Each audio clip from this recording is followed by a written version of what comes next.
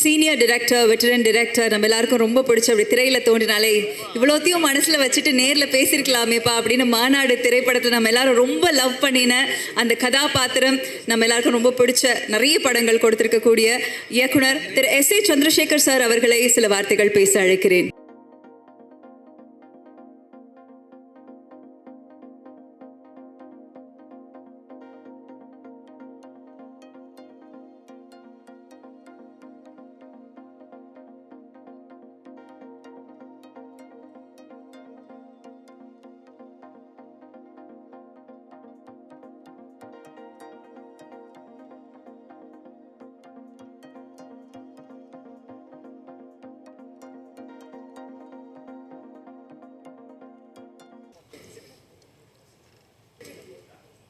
நண்பர்கள் எல்லாருக்கும் என்னுடைய வணக்கம்.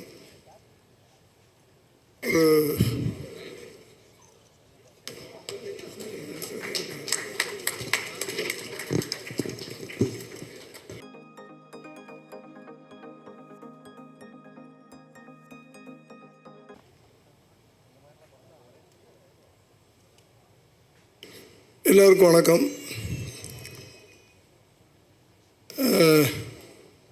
கடந்த 1.5 வருஷத்துக்கு மேலே இருக்குன்னு நினைக்கிறேன், ஈவினிங்கில் நடக்கிற எந்த விழாக்கள்லையும் நான் கலந்துக்கிறது கிடையாது. எக்ஸப்ட் இப்போ சமீபத்தில் நடந்த கலைஞர் 100, அதில் கூட 7:45 போயிட்டேன் நான். காரணம் கலந்துக்கக்கூடாது அப்படின்றதில்ல, கலந்துக்கக்கூடிய என்ன சொல்கிறது, ஒரு ஒரு ஒரு பிரின்சிபலான லைஃப்பை கடைசி காலத்தில் வாழ்ந்துக்கிட்டு இருக்கேன் நான். 7:30 மணிக்கு டின்னர் முடிச்சிடுறது, ஒரு 1 மணி நேரம் இந்த பழைய படங்களை பார்க்குறது, அதுக்கப்புறம் 9 மணிக்கு படுத்துறது, 4:30 மணிக்கு எந்திரிச்சு ஏதோ ஒரு உலகத்தில் இருக்கிறது. இப்படி ஒரு வாழ்க்கை, ஒரு லைஃப் ஸ்டைலையும் மாற்றிக்கிட்டேன் நான். இதில் ஒரு நாள் மிஸ் ஆனால் கூட ஒரு 3 நாள் 4 நாள் அது இடிக்கும். அதனால் நம்ம உடம்பை நம்ம தானே பார்த்துக்கிறணும். ஆனால் இந்த எழில் அவர்கள் கூப்பிட்டப்போ என்னால் மறுக்க முடியல. அது மாத்திரம் இல்லை, எப்படியாவது அதில் கலந்துக்கிறணும்னு நினச்சி ஒரு ஷூட்டிங்கில் இருந்தேன். அது 6 மணிக்கெல்லாம் முடிக்க சொல்லிவிட்டு வீட்டுக்கு போய் குளிச்சுட்டு ஓடியாரேன். எழிலை பற்றி எல்லோரும் சொன்னாங்க. நான் அவர் கூட பழகியிருக்கேன். அந்த படம் அவர் பண்ணின அந்த காலகட்டத்தில் அவரோட நான் பழகியிருக்கிறேன். அப்போ இருந்து இப்போ வரைக்கும் ஒரே மாதிரி வெற்றியிலும் சரி, கொஞ்சம் தோல்விப்பட்ட காலங்களிலும் சரி, மறுபடியும் வெற்றி கொடுத்த காலங்களிலும் சரி, ஒரே மாதிரி பழகக்கூடிய ஒரு நல்ல இதயமுள்ள ஒரு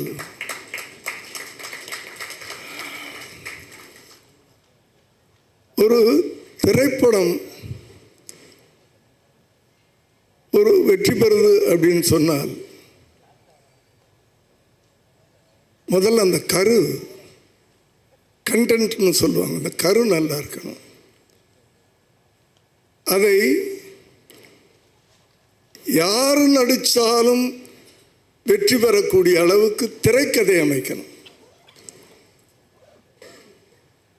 யார் நடித்தாலும், அதான் நான் சொல்கிறேன் நான். அதுதான் ஒரு சிறந்த திரைப்படம். அப்படிப்பட்ட என் மகன் விஜயுடைய வாழ்க்கையில் எத்தனையோ படங்கள் பண்ணியிருக்கிறாரு. ஆனால் துள்ளாத மனமும் துள்ளும் ஒரு படம் அவர் வாழ்க்கையில் ஒரு மைல் ஸ்டோன். ஒரு 10 படம் இருக்குது. இப்படி மைல் ஸ்டோன் கொடுத்தவங்க இங்கே 2 பேர் இருக்கிறாங்க என் கண்ணுக்கு எதிராக. பேரரசு அவர்கள், எழில் அவர்கள். முதல்ல அவர்களுக்கு நன்றி. ஏன்னா எந்த ஒரு நடிகனும் மேலே வர்றதுக்கு யார் ஆதாரம்னா இயக்குனர்கள். அதை நான் எங்கே வேணாலும் சொல்லுவேன், அடித்து சொல்லுவேன். அப்படியாப்பட்ட ஒரு திரைக்கதை அந்த கதை. அடுத்து அப்போல்லாம் நான் நல்ல ஞாபகம் இருக்கு, சௌத்ரி சார்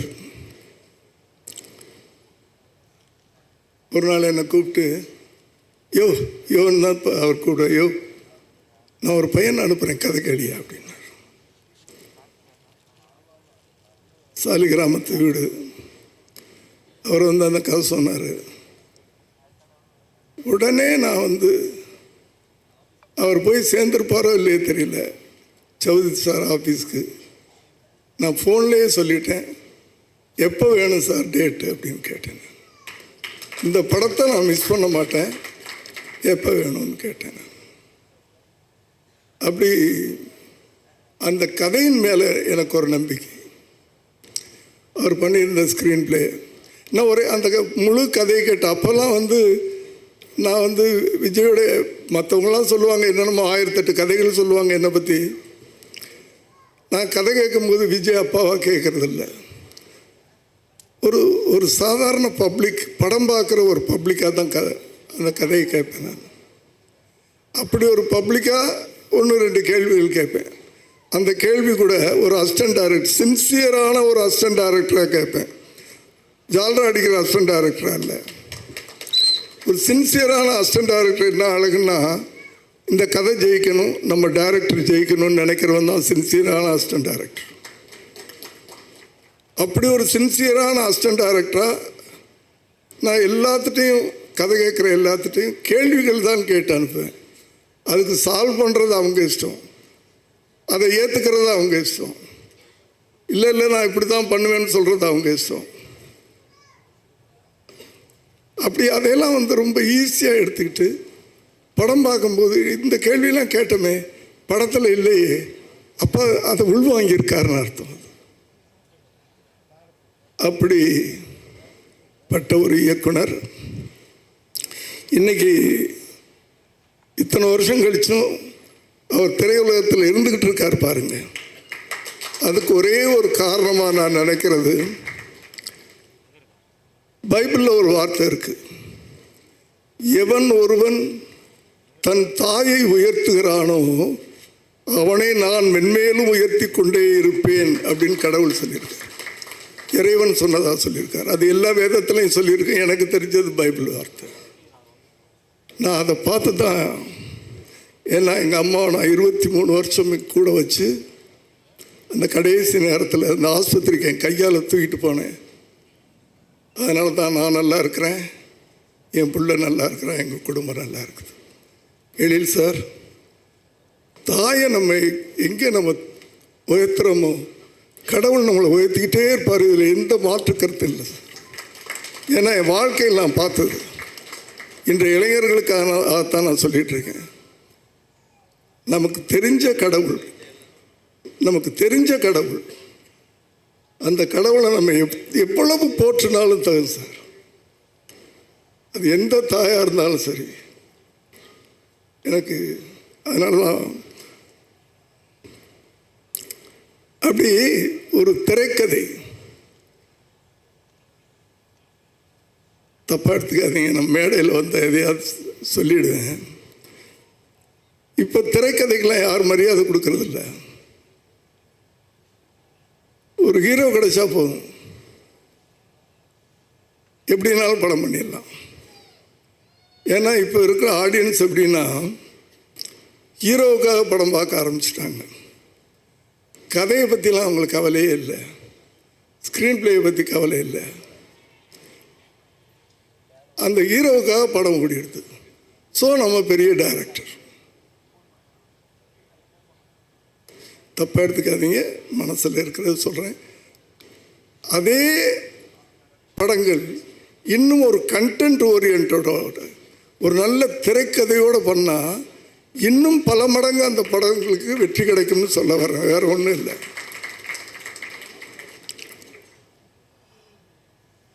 சமீபத்தில் ஒரு படம் பார்த்துட்டு ஃபோன் பண்ணி அவரை பாராட்டுறேன் பாருங்கள், first of super sir. Sir ஒரு படம் எப்படி பண்ணணும்னு உங்கள்கிட்ட இருந்து தான் சார் கற்றுக்கணும் அப்படின்லாம் சொல்லிகிட்டு இருக்கேன். அதெல்லாம் கேட்டுக்கிட்டு இருக்காரு. செகண்ட் ஹாஃப் கொஞ்சம் சரியில்லை சார் அப்படின்னு சொன்னால், சார் நான் சாப்பிட்டுக்கிட்டு இருக்கேன் அப்படின்னாரு. அது வரைக்கும் கேட்டுக்கிட்டு இருந்தவர் நான் சாப்பிட்டுட்டு இருக்கேன்னு சொல்லலை, செகண்ட் ஹாஃப் ஒரு மாதிரி இருக்குது சார், இவ்வளோக்கு 5 நாளைக்கு முன்னாலே அந்த ஃபஸ்ட் காப்பி பார்க்குறேன் சார். இப்படி இந்த மதங்களில் இந்த நம்பிக்கையெல்லாம் கிடையாது சார். அதுவும் ஒரு தகப்பனே தன் பிள்ளைய இது பண்ணுறதெல்லாம் அப்படி சார் நான் சாப்பிட்டுட்டு இருக்கேன் அப்புறமா கூப்பிட்றேன் சார் அப்படின்னு கட் பண்ணிட்டார். அப்புறம் கூப்பிடவே இல்லை. ஆனால் படம் ரிலீஸ்க்கு பிறகு எல்லாரும் வச்சு செஞ்சாங்க. எதுக்கு சொல்கிறேன்னா, இந்த நம்ம சொல்கிறத ஃபீட்பேக் அவங்க எடுத்துக்கிட்டு அதை மாற்றி இருக்கலாம். அதுக்கு டைம் இருக்குது, 5 நாள் டைம் இருக்குது. அத்தனை விமர்சனங்களும் நான் சொன்னதை சொல்லியது அந்த படத்தில். அதுக்கு சொல்ல வந்தேன் நான். அவங்களுக்கெல்லாம் இந்த விமர்சனங்களை தாங்கிக்கிற தைரியம் இல்லை, பக்குவம் இல்லை. இதே நான் இன்னொரு பெரிய இயக்குனர் ஒரு கதை சொல்கிறாரு. கதை சொல்லி முடித்த உடனே அவரை எந்திரிச்சு கட்டி பிடிச்சிக்கிட்டேன் நான். இங்கே வந்திருக்காரா? துப்பாக்கி டைரக்டர். கட்டி பிடிச்சிக்கிட்டேன் நான். ஆனால் கடைசியில் அதே மாதிரி ஒரு அசிஸ்டன்ட் டைரக்டராக ஒரு கேள்வி கேட்டேன். சார் கேட்கலாமா அப்படின்னு கேட்டேன். கேளுங்க சார் அப்படின்னாரு. இந்த படமே ஸ்லீப்பர் செல்ஸ் அப்படின்னு சொல்லி படம் பண்ணுறீங்க. எனக்கு தெரியும் சார் ஸ்லீப்பர் செல்ஸ்னால் யாருன்னு, பப்ளிக்கு தெரியுமா அப்படின்னு கேட்டேன். கேட்டுட்டு விட்டுட்டேன் அதோட. பட் படம் பார்க்கும்போது அதுக்குன்னு ஒரு சீன் வச்சுருந்தார். செகண்ட் ஹாஃபில் அந்த ராஜீவ் காந்தியுடைய கொலை வழக்கை விசாரித்த ஐஎஸ் ஆஃபீஸர், அவரை வச்சு ஒரு படம் பண்ணியிருந்தார்.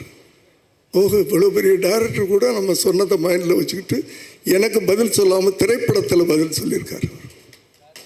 அவருடைய பக்குவம் அது, அவருடைய பக்குவம். அதனால தான் இன்றைக்கி வரைக்கும் ஜெயிச்சுக்கிட்டே இருக்கார்.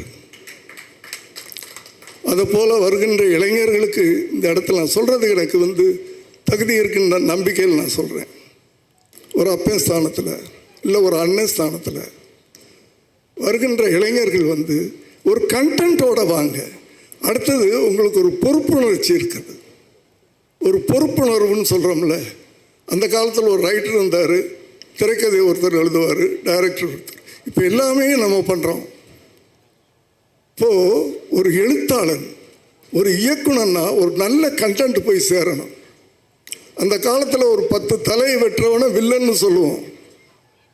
இன்றைக்கு அதே காரியத்தை ஹீரோ பண்ண வைக்கிறீங்க. இது எப்படின்னு எனக்கு புரியல. இதை நம்ம கொண்டாடுறோம். இது எப்படி சினிமான்னு ஏற்றுக்கிறோம்? நம்ம என்ன மெசேஜ் இளைஞர்களுக்கு சொல்கிற? நீயும் கத்தி எடுத்துகிட்டு 10 பேரை வெட்டுனா? ஏன்னா இன்னைக்கு என்ற இளைஞர்கள்லாம் எப்படின்னா, ஹீரோ எந்த மாதிரி சட்டை போட்டுக்கிறாரோ அந்த மாதிரி சட்டை வாங்கிக்கிறாங்க, எந்த மாதிரி ஹேர் ஸ்டைல் வச்சுக்கிறாரோ அந்த மாதிரி ஹேர் ஸ்டைல் வச்சுக்கிறாங்க. ஹீரோ ஃபாலோ பண்ணுறாங்க. அதனால் தயவுசெய்து உங்கள் காலை தொட்டு கும்பிட்டு கேட்டுக்கிறேன், நல்ல விஷயங்களை படங்களில் சொல்லுங்கள். ஏதாவது நல்ல மெசேஜ் இருக்கட்டும். 2.5 மணி நேரம் படம் பண்ணுறோம், 3 மணி நேரம் இப்போலாம் பண்ணுறீங்க. 3 நிமிஷம் நல்ல விஷயத்த சொல்லுங்கள் தயவு பண்ணி ப்ளீஸ். இதை வேறு எந்த எண்ணத்துலையும் சொல்லலை. ஏன்னா எழிலை பற்றி சொல்லும்போது நான் ஒரே ஒரு கேள்வி கேட்டிருக்கேன், அவருக்கு ஞாபகம் இருக்குன்னு நினைக்கிறேன். என்ன கேள்வின்னா, அந்த கேள்விக்கு படத்தில் பதில் சொன்னார், துள்ளாத மனம் துள்ளும்ல. அந்த பக்குவம் தான் வெள்ளி விழா கொண்டாடுற அந்த படம். அப்போ என்ன விஜய் பெரிய சூப்பர் ஸ்டாரா? இல்லையே, அந்த கதை அவர் தூக்குச்சு. இன்னும் சொல்லப்போனால் அந்த படத்துக்கு பிறகுதான் கேரளாவில் விஜய்க்கு ஃபேன்ஸ் அதிகமானாங்க. நான் உண்மைகளை ஒத்துக்கிறதுல எந்த இடத்துலையும் நான் தயங்க மாட்டேன். நான் அப்படி ஒவ்வொரு இயக்குனர்களாக வந்து நல்ல திரைக்கதை, அந்த திரைக்கதை அந்த படத்தில் யார் நடித்திருந்தாலும் அது சில்வர் ஜூபிலி ஓடி இருக்கும். அடித்து சொல்லுவேன் நான். இதை வந்து மீடியாவை எப்படி எழுதினாலும் எனக்கு கவலை இல்லை. அவங்க அதுக்குன்னு ஒரு கதையை சொல்லி எழுதுனாங்க. ஏன்னா அவங்களுக்கு அதுக்கு அப்படி ஒன்று எழுதுனா தானே வியூஸ் கிடைக்கும். அதாவது கதை தான் அவ்வளோ வலுன்னு சொல்கிறேன். இயக்குனர்கள் தான் ஒரு களிமண்ணை கூட ஒரு அழகான சிலையாக மாற்றக்கூடிய சக்தி இயக்குனர்களுக்கு தான் அப்படின்றது மீண்டும் மீண்டும் நான் சொல்கிறேன். அந்த இயக்குனர்களையும் நான் திரும்ப கேட்டுக்கிறேன். அதுக்காகத்தான் கேட்டுக்கிறேன். உங்கள் கையில் இருக்குது. உங்கள் கையில் ஒவ்வொரு ஹீரோவும் கிடைக்கும்போது உருவாக்குற கடமை உங்கள்கிட்ட இருக்குது. அதே நேரத்தில் சமுதாயத்தின் மீது ஒரு பொறுப்புணர்ச்சி இருக்குது. அந்த பொறுப்புணர்ச்சி ஒரு ஹீரோ என்னென்ன பண்ணலாம் படத்தில். எம்ஜிஆருடைய தனி வாழ்க்கை யாருக்கும் தெரியாது.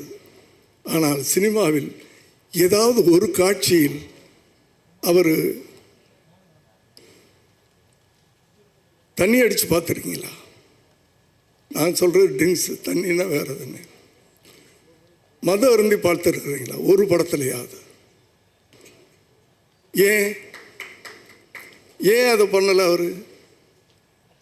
அவரை ஃபாலோ பண்ணுறதுக்கு கோடானு கோடி தமிழர்கள் இருந்தாங்க, இளைஞர்கள் இருந்தாங்க.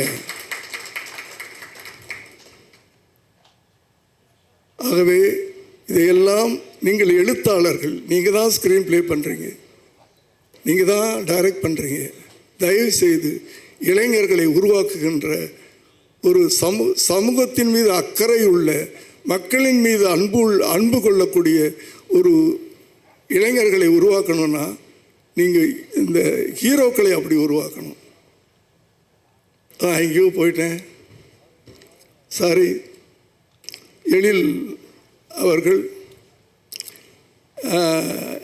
இந்த படமும் ஒரு துள்ளாத மொழி. ஏன்னா இடையில் நிறையா அவர் ஹியூமருக்கு வந்தார். ஹியூமர் தான் அப்படின்றது எனக்கு வந்து அது ஹியூமராக இருக்கட்டும், சென்டிமெண்ட்டாக இருக்கட்டும், அது ஆக்ஷனாக இருக்கட்டும், எதுவாக இருந்தாலும் ஒழுங்கான ஸ்க்ரீன் ப்ளே பண்ணால் அந்த படம் ஜெயிக்கும். காமெடி தான் ஜெயிக்கும், சென்டிமெண்ட் தான் ஜெயிக்கும், அதெல்லாம் எனக்கு தெரியாது. நீ அந்த 2.5 மணி நேரம் ஆடியன்ஸை அங்கேயும் இங்கேயும் திரும்ப விடாமல் நீ ஸ்க்ரீன் ப்ளே இருந்ததுனால் இன்றைக்கி எத்தனை படங்கள், சின்ன படங்கள் சமீபத்தில் அப்படி அதில் என்ன பெரிய ஸ்டார் இருந்தாங்களா? அதனால் திரைக்கதை தான். இன்றைக்கி எதை நம்பி ஒரு படம் எடுக்கிறாரு? ஒரு பெரிய ஸ்டார் இல்லை இருந்தாலும் ஒரு நல்ல நடிகரை வச்சு படம் எடுக்கிறார். விமல் அவர்கள், அது சொல்ல மறந்துட்டேன். விமல் அவர்கள் வந்து ஆரம்ப கால படங்கள்லாம் நல்ல படங்கள் பண்ணிக்கிட்டு இருந்தார். இடையில அது சினிமா அப்படி தான் மேலே கீழே. சமீபத்தில் ஓடிடியில் ஒரு படம் பார்த்தேன், விலங்கு வெப்சீரிஸ் பார்த்தேன். என்னடா இவ்வளோ பெரிய நடிகனை சினிமா விட்டு வச்சுருக்கேன், எப்படா அந்த நடிகனை விட்டாங்க அவங்க? இவ்வளவு இயற்கையா, இவ்வளவு சாதாரணமாக ஒரு கதையை எழுத்துட்டு போகிறாரு. இவ்வளோ பெரிய நடிகனை நானே ஏண்டா விட்டு வச்சேன் இத்தனை வருஷமா அப்படின்னு நான் ஃபீல் பண்ணேன். அப்படி ஒரு நல்ல நடிகனை வச்சு படம் பண்ணியிருக்கிறீங்க. நிச்சயமாக அந்த படம் உங்களுக்கும் சரி, அதில் சம்மந்தப்பட்ட அனைவருக்கும் சரி, ஒரு பெரிய வெற்றியை கொடுக்க வேண்டும் என்று எல்லாம் வல்ல இறைவனை வேண்டி விரும்பி கேட்டுக்கொள்கிறேன். நன்றி, வணக்கம். கொஞ்சம் டைம் எடுத்துக்கிட்டேன், I am sorry. Thank you so much sir. அதாவது வயது குறித்தும் சினிமா பயணம் குறித்தும் பேசிகிட்டு இருந்தாங்க எல்லாருமே. 1978 ஆரம்பித்த பயணம் 2023 வரைக்கும் ரொம்ப சக்ஸஸ்ஃபுல்லாக தொடரக்கூடிய நடிகர், இயக்குனர், veteran director S A. Chandrasekhar sir அவர்களுக்கு எங்களது நன்றிகளை தெரிவித்துக்